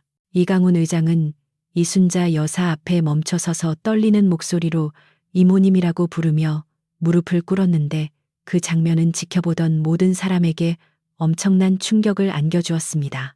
대한민국 군 서열 1위인 사성 장군이 흑투성이 바닥에 무릎을 꿇고 초라한 행색의 중년 여성에게 고개를 숙이는 모습은 상상조차 할 수 없는 일이었기 때문입니다. 식당 안은 물을 끼얹은 듯 조용해졌고 밖에서 들려오는 헬기 소리만이 희미하게 귓가를 맴돌았습니다. 이순자 여사는 무릎 꿇은 의장의 손을 잡으며 아이고 강훈아 이게 무슨 일이냐며 울먹였고 이강훈 의장은 그녀의 거친 손등에 얼굴을 묻으며 죄송하다는 말을 반복했습니다. 그는 자신이 나라를 지킨답시고 밖으로만 돌다가 정작 자신을 키워준 분이 이런 험한 꼴을 당하게 만들었다는 자책감에 고개를 들 수 없었습니다. 그 모습을 지켜보던 진혁은 묵묵히 차렷 자세를 유지하고 있었지만 그의 눈시울도 붉어지는 것을 감출 수 없었습니다. 그때 정신을 차린 군단장이 앞으로 나서며 의장님께 거수경례를 올리려 했지만 이강훈 의장은 고개를 들지 않은 채 손을 들어 그를 제지했습니다. 의장은 천천히 몸을 일으키며 뒤를 돌아보았는데 방금 전까지 이모 앞에서 눈물을 보이던 유약한 모습은 온데간데 없고 다시 냉철한 지휘관의 모습으로 돌아와 있었습니다. 그의 눈빛은 식당 안에 있는 모든 장교를 얼어붙게 만들 만큼 차갑고 날카로웠습니다. 이강훈 의장은 나지막하지만 힘있는 목소리로 여기 책임자가 누구냐고 물었고 그 목소리는 식당 안의 공기를 진동시키며 사람들의 폐부를 찔렀습니다. 사단장은 벌벌 떨며 앞으로 나서 관할 사단장이라고 관등 성명을 댔지만 의장의 시선은 그를 지나쳐 구석에 처박혀 있는 최태식 중령에게 향했습니다. 의장은 손가락으로 최중령을 가리키며 저자가 내 이모님께 무슨 짓을 했는지 낱낱이 보고하라고 명령했습니다. 최태식 중령은 의장의 손가락이 자신을 가리키자 숨이 턱 막히며 눈앞이 캄캄해지는 것을 느꼈고 주변의 모든 시선이 자신에게 꽂히는 것을 견딜 수 없었습니다. 그는 자신이 뱉은 침이 거대한 비수가 되어 돌아왔음을 깨달았고 이제는 살려달라고 빌 기회조차 없다는 것을 직감했습니다. 주변의 동료 장교들은 그를 벌레 보듯 쳐다보며 거리를 두었고 그는 철저하게 고립된 채 파멸의 순간을 맞이하고 있었습니다. 이강훈 의장은 진혁에게 다가가 어깨를 두드리며 고생했다는 말 한마디를 건넸는데 그 짧은 말 속에는 수많은 의미가 담겨 있었습니다. 진혁은 의장의 눈을 바라보며 말없이 고개를 끄덕였고 두 사람 사이에는 피보다 진한 전우애와 가족애가 흐르고 있었습니다. 이제 남은 것은 철저한 응징과 정의의 실현뿐이었고 식당 안에는 폭풍우가 몰아치기 직전의 고요함이 감돌고 있었습니다. 사태를 파악한 군단장과 사단장은 헌병대장에게 눈짓을 보내 즉시 최중령을 체포하라는 신호를 보냈고 헌병들은 망설임 없이 최중령에게 다가가 팔을 꺾었습니다. 최중령은 비명을 지르며 저항하려 했지만 헌병들의 완력에 제압당해 바닥에 얼굴을 처박혔습니다. 그가 그토록 멸시하고 조롱했던 바닥에 자신의 얼굴이 비비어지는 순간 그는 비로소 자신이 얼마나 어리석고 오만했는지 뼈저리게 후회했지만 이미 때는 너무 늦어버렸습니다. 복지회관 식당 안에는 숨소리조차 들리지 않는 무거운 침묵만이 감돌고 있었는데 그것은 폭풍우가 지나간 뒤의 고요함이 아니라 더 큰 파도가 몰아치기 직전의 전조와도 같았습니다. 이강훈 합참의장이 무릎을 꿇고 이순자 여사의 손을 잡고 있는 광경은 그 자리에 있던 수십 명의 장군과 장교들에게 현실감을 상실하게 만들 정도로 충격적인 장면이었습니다. 그들은 대한민국 국군 의전 서열 1위인 의장님이 저토록 극진하게 모시는 분이 누구인지에 대해 필사적으로 머리를 굴리고 있었지만 도무지 짐작조차 할 수 없었습니다. 다만 확실한 것은 저 초라한 행색의 여인이 자신들의 생사여탈권을 쥐고 있는 의장님에게 어머니와 동급 아니 그 이상의 존재라는 사실뿐이었습니다. 상황 파악을 마친 군단장은 얼굴이 하얗게 질린 채로 급히 앞으로 뛰쳐나와 이순자 여사를 향해 허리를 90도로 꺾으며 깊은 절을 올렸습니다. 별 3개가 달린 정모가 땅바닥에 닿을 듯이 숙여진 그의 모습은 평소 부하들 앞에서 보이던 위험 있는 모습과는 거리가 멀었지만 그는 지금 체면을 따질 겨를이 없었습니다. 그는 떨리는 목소리로 어르신을 몰라뵙고 큰 결례를 범했다며 죽을 죄를 지었다고 사죄했는데 그의 이마에서는 식은땀이 비 오듯 쏟아지고 있었습니다. 군단장의 돌발 행동에 뒤따라 서 있던 사단장과 참모들도 허둥지둥 대열을 맞춰 엎드리듯 인사를 올리기 시작했습니다. 사단장은 군단장보다 더 납작 엎드려 죄송하다는 말을 연발했는데 그는 자신의 관할 구역에서 이런 끔찍한 사태가 발생했다는 사실에 대해 뼈저린 공포를 느끼고 있었습니다. 그는 속으로 최태식 중령을 1000번 만번 찢어 죽여도 시원치 않다고 저주하며 이순자 여사의 화가 풀리기만을 간절히 기도했습니다. 수십 개의 별들이 일제히 고개를 숙이고 쩔쩔매는 진풍경은 식당 안에 있던 병사들과 구경꾼들에게 경이로움을 넘어선 기이한 공포감마저 안겨주었습니다. 대한민국에서 가장 권위 있는 집단이 한 명의 중년 여성 앞에서 무력하게 무릎 꿇는 모습은 권력의 정점이 어디인지를 명확하게 보여주었습니다.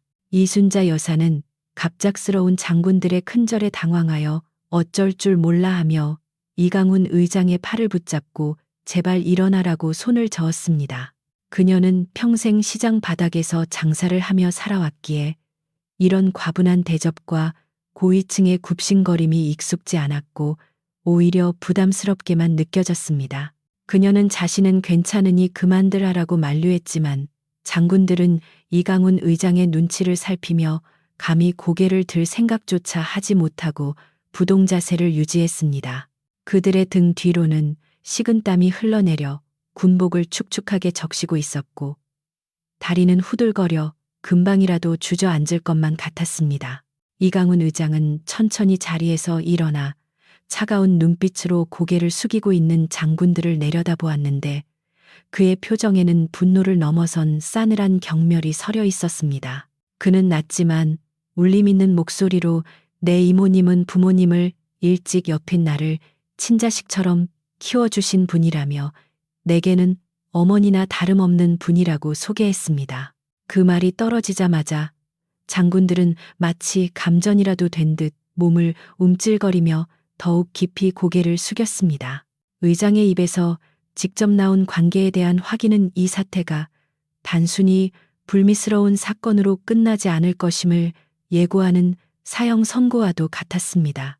최태식 중령은 의장의 말을 듣는 순간 영혼이 빠져나가는 듯한 절망감을 느끼며 바닥에 털썩 주저앉고 말았습니다.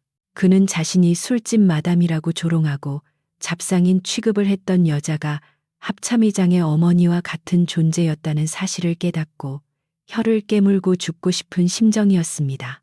그의 머릿속에서는 방금 전까지 자신이 내뱉었던 폭언들이 환청처럼 울려 퍼지며 그를 괴롭혔고 그는 공포에 질려 숨을 헐떡였습니다. 그는 진혁이 전화통화를 하며 보였던 차가운 미소의 의미를 이제야 완벽하게 이해했지만 돌이키기에는 이미 늦어도 너무 늦어버렸습니다. 이강훈 의장은 시선을 돌려 바닥에 주저앉아 있는 최태식 중령을 바라보았는데 그 눈빛은 마치 벌레를 보는 듯한 혐오감으로 가득 차 있었습니다. 의장은 천천히 그에게 다가가 군화를 신은 발로 바닥에 흩어진 음식물을 가리키며 이것이 무엇인지 아느냐고 물었습니다. 최중령은 덜덜 떨리는 입술로 대답을 하려 했지만 목소리가 나오지 않아 뻐끔거리기만 했고 그의 얼굴은 공포로 인해 흉하게 일그러져 있었습니다. 의장은 대답 없는 그를 대신해 이것은 내 어머니의 정성이자 군인의 가족이 보여준 사랑이라고 스스로 답하며 그의 가슴을 짓밟듯 매섭게 쏘아붙였습니다. 사단장은 의장의 분노가 최중령에게 향하는 것을 보고 기회를 틈타 앞으로 뛰쳐나와 최중령의 멱살을 잡고 일으켜 세웠습니다. 그는 야, 이 미친놈아, 네가 감히 누구 안전이라고 거기를 앉아 있냐며 당장 의장님께 사죄하지 못하겠냐고 고래고래 소리를 질렀습니다. 사단장은 자신의 살 길을 찾기 위해 부하를 희생양으로 삼아 철저하게 짓밟는 모습을 보였는데, 이는 권력 앞에서 비굴해지는 인간의 본성을 적나라하게 보여주는 장면이었습니다. 최중령은 사단장의 손에 이리저리 흔들리며 초점 없는 눈으로 허공을 응시할 뿐이었습니다. 이강훈 의장은 사단장의 그런 행동조차 역겹다는 듯 손을 들어 제지하며 그만하라고 차갑게 명령했습니다. 그는 사단장에게 부하 교육을 어떻게 시켰기에 신성한 군부대에서 국민을, 그것도 군인의 가족을 모욕하는 일이 벌어지냐며 질책했습니다. 사단장은 의장의 질책에 얼굴이 붉어지며 고개를 숙였고 쥐구멍이라도 있으면 숨고 싶은 심정으로 입술을 깨물었습니다. 의장은 단순한 개인의 일탈이 아니라 군 전체에 만연한 오만함과 특권의식이 빚어낸 참사라고 규정하며 지휘 라인에 있는 모든 사람에게 책임을 묻겠다고 선언했습니다. 진혁은 이 모든 과정을 묵묵히 지켜보며 이모의 어깨를 감싸 안고 있었는데, 그의 마음속에서는 통쾌함보다는 씁쓸함이 더 크게 자리 잡고 있었습니다. 그는 군인으로서 누구보다 명예를 소중히 여겼지만 오늘 이 자리에서 목격한 것은 계급과 권력에 따라 시시각각 변하는 비겁한 군상들의 민낯이었기 때문입니다. 하지만 그는 사촌형인 이강훈 의장이 보여주는 단호한 대처를 보며 아직 군의 정의가 살아있음을 느끼고 위안을 삼았습니다. 진혁은 이모에게 이제 다 끝났으니 걱정하지 마시라고 작은 목소리로 속삭였습니다.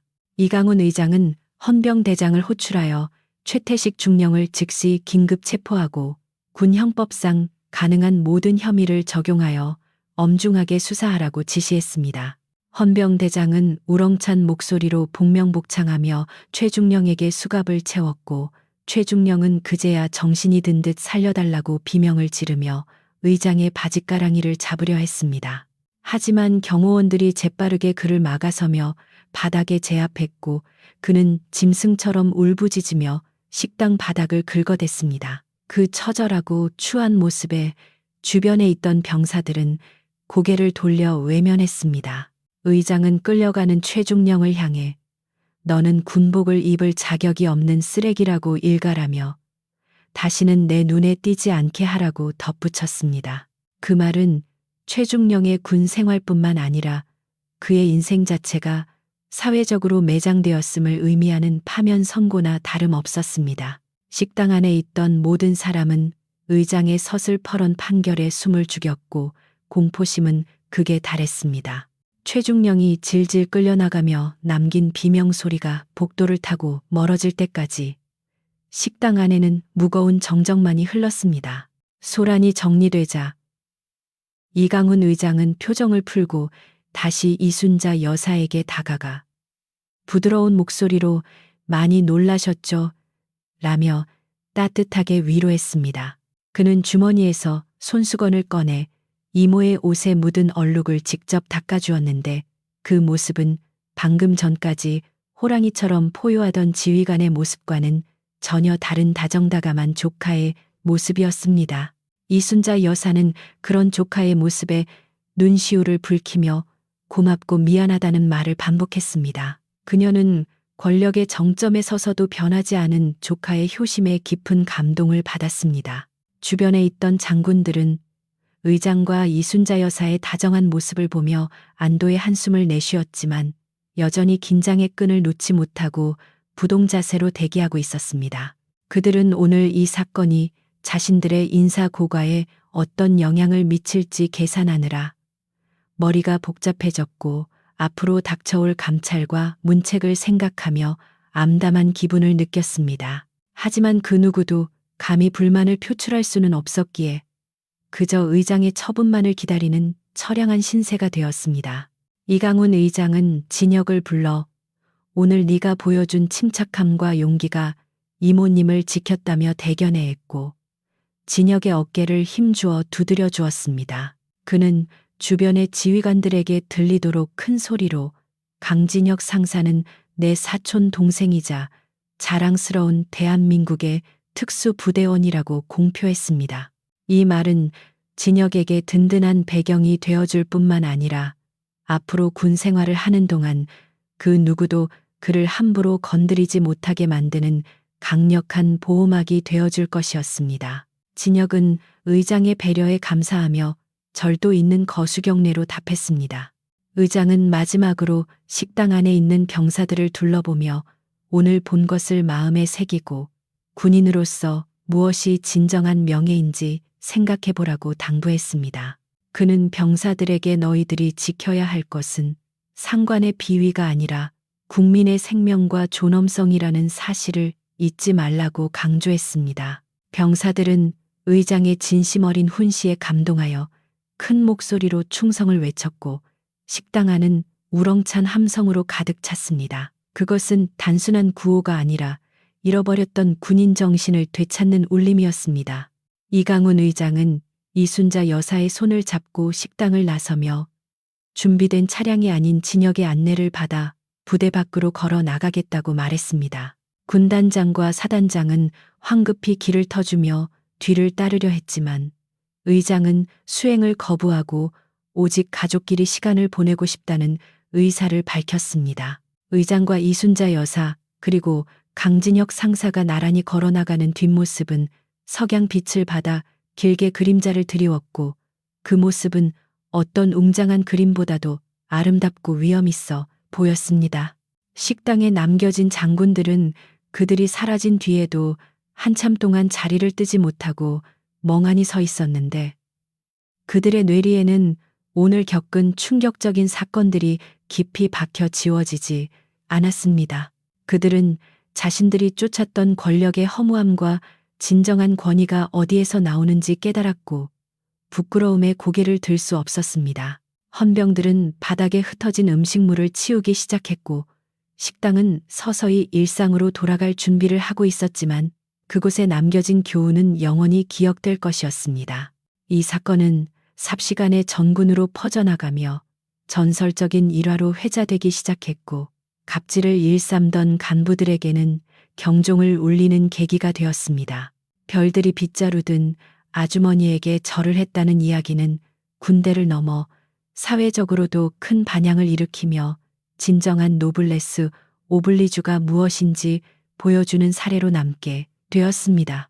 하지만 정작 당사자인 강진혁 상사와 이순자 여사에게는 그저 가족의 소중함을 확인한 조금은 소란스러웠던 하루로 기억될 뿐이었습니다. 폭풍우가 휩쓸고 지나간 듯한 복지회관 앞에는 붉은 노을이 내려앉아 긴 그림자를 들이우고 있었고 헬기의 로터 소리가 완전히 잦아든 연병장에는 기이한 정적만이 흐르고 있었습니다. 이강훈 합참의장과 이순자 여사 그리고 강진혁 상사가 떠난 자리에 남겨진 군단장과 사단장은 마치 혼이 빠져나간 사람처럼 멍하니 서서 그들의 뒷모습이 시야에서 완전히 사라질 때까지 움직이지 못했습니다. 그들은 대한민국 군의 최정점에 있는 인물이 보여준 파격적인 행보와 그 속에 담긴 서슬퍼런 경고를 뼈저리게 되새기며 등 뒤로 흐르는 식은땀을 닦아낼 엄두조차 내지 못하고 있었습니다.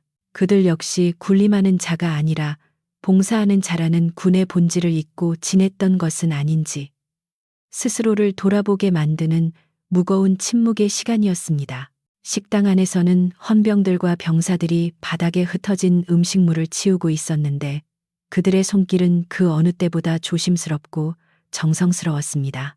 불과 몇 시간 전만 해도 더러운 쓰레기 취급을 받으며 발길질을 당했던 그 김치와 반찬들이 이제는 합참의장의 어머니와 같은 분이 만든 귀한 음식이자 권력의 오만함을 심판한 정의의 상징처럼 느껴졌기 때문입니다. 병사들은 바닥에 묻은 붉은 양념 자국을 닦아내며 자신들의 동료인 진혁 상사가 보여준 용기와 그를 지켜준 든든한 가족에 대해 소근거렸고 그들의 눈빛에는 진혁에 대한 깊은 경외심이 담겨 있었습니다. 한편 부대 근처의 허름하지만 정갈한 국밥집에는 묘한 긴장감과 훈훈함이 동시에 감돌고 있었는데 이는 가게 한 구석을 차지하고 앉은 특별한 손님들 때문이었습니다. 이강훈 의장은 번쩍이는 별이 달린 정모와 견장을 떼어 옆에 놔두고 소매를 걷어붙인 채 이순자 여사가 찢어주는 김치를 밥 위에 얹어 먹으며 어린아이처럼 해맑게 웃고 있었습니다. 밖에서는 경호원들이 삼엄한 경계를 펼치고 있었지만 식당 안에서만큼은 그는 대한민국 국군 서열 1위가 아니라 그저 배고픈 조카이자 사랑받는 동생으로 돌아와 있었습니다. 이순자 여사는 숟가락 가득 밥을 퍼서 조카의 밥그릇에 얹어주며 나라실 하느라 바쁜 사람이 밥은 제때 챙겨 먹고 다니는 거냐고 핀잔을 주었지만 그 목소리에는 애정이 가득 묻어났습니다. 그녀는 아까 부대 안에서 보여주었던 서슬퍼런 모습은 온데간데 없이 그저 자식 입에 밥 들어가는 것만 봐도 배부른 평범한 어머니의 모습으로 돌아와 이강훈 의장의 야윈보를 안쓰럽게 쓰다듬었습니다.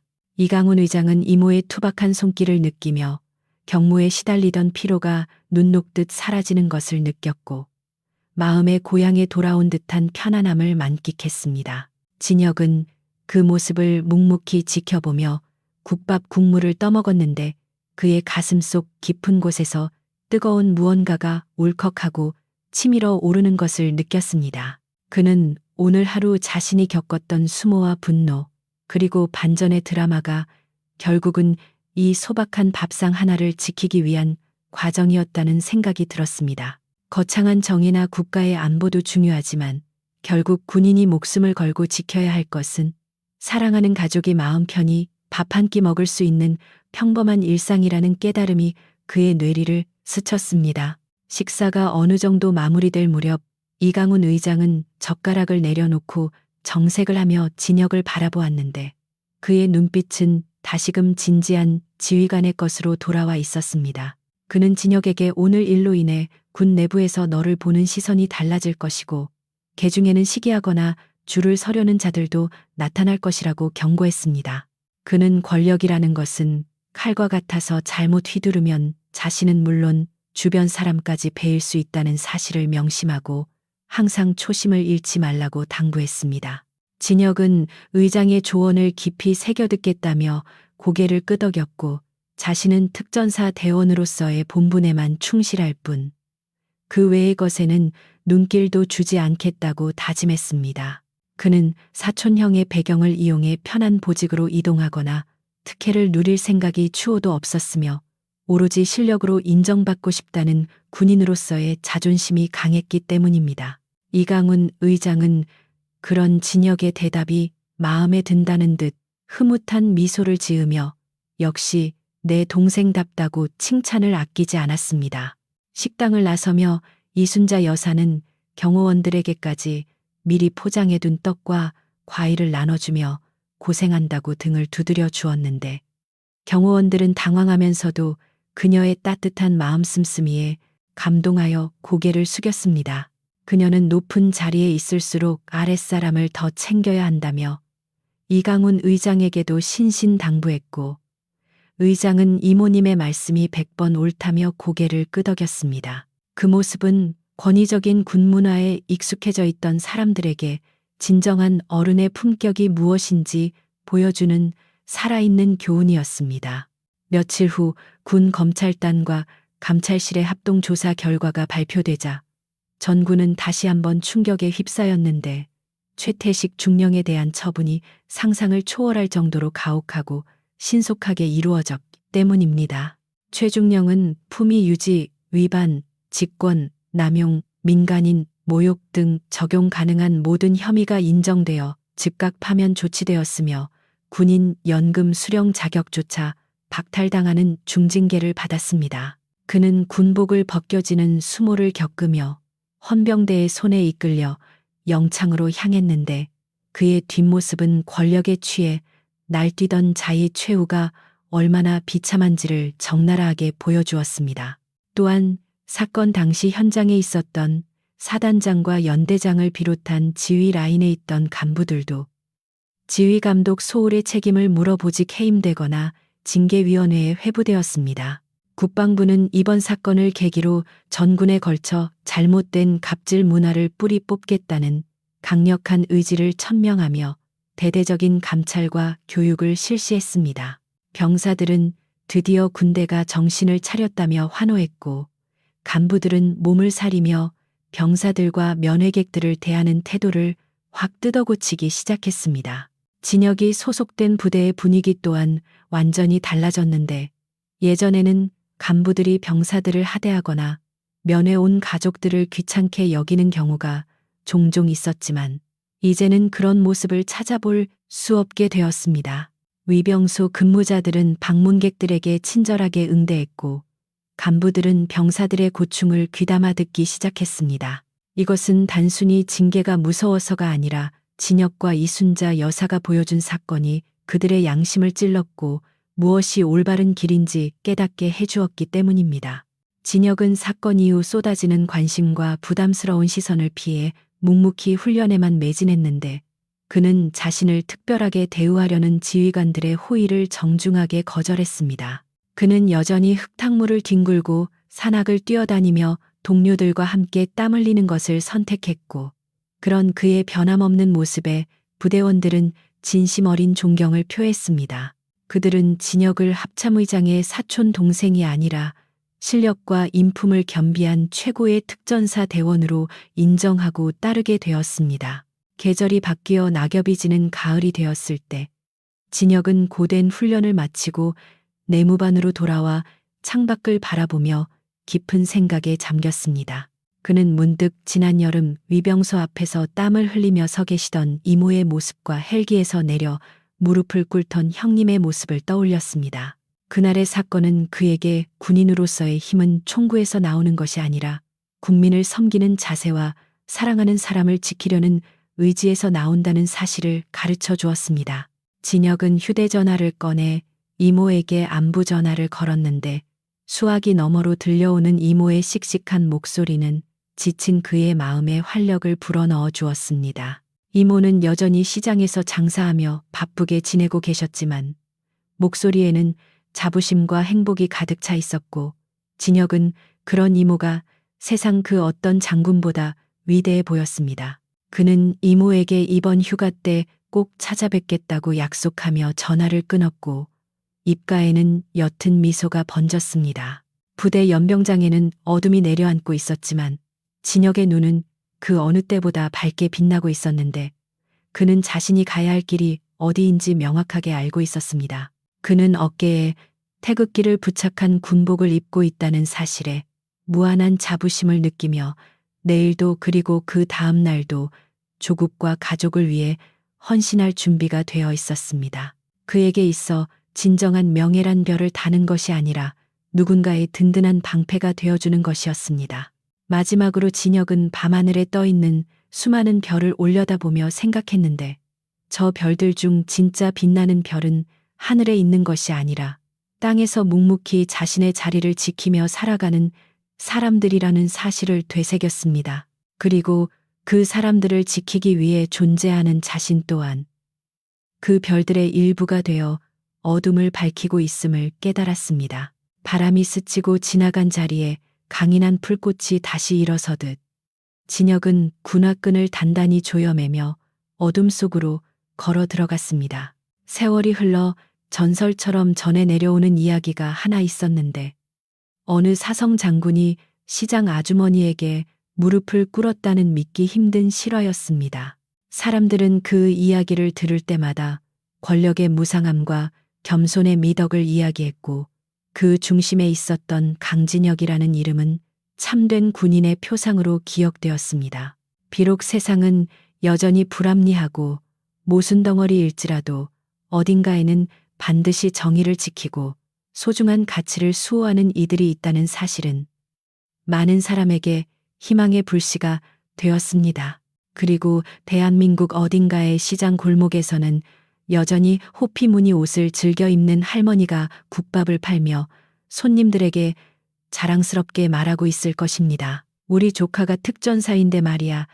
아주 씩씩하고 멋진 놈이지. 그 목소리에는 세상을 움직이는 별들을 꼼짝 못하게 만들었던 그 당당함과 따뜻함이 여전히 살아 숨쉬고 있을 것입니다. 진정한 힘은 거칠애가 아닌 진심에서 나온다는 진리를 증명하며 말입니다.